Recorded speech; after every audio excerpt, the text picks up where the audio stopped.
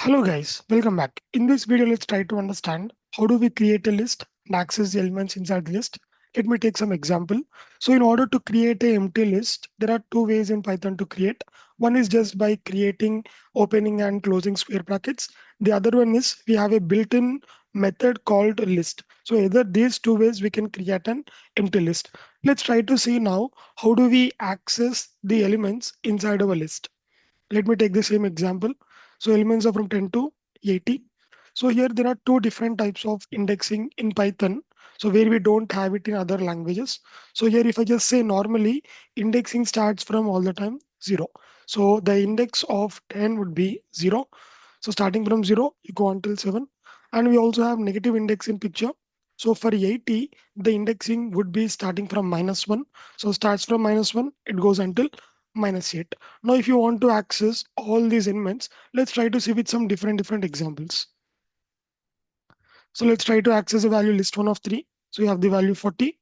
Similarly, 7. So you have the value 80. Similarly, 2. You have the value 30.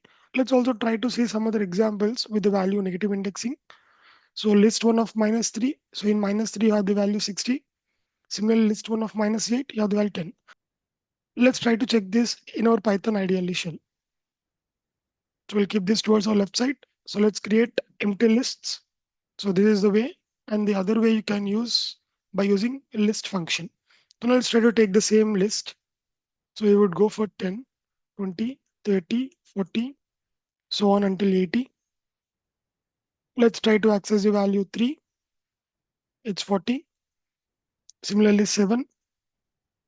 Similarly 2. Similarly -3. And similarly -8. So in this way, you can access the elements inside the list. So this is way one of accessing the elements by using indexing. So indexing, again, you have positive as well as negative. So let's try to learn how do we access more than one element by using the concept of slicing in our next video. That's all for this video, guys. Thanks for watching. See you guys in the next one.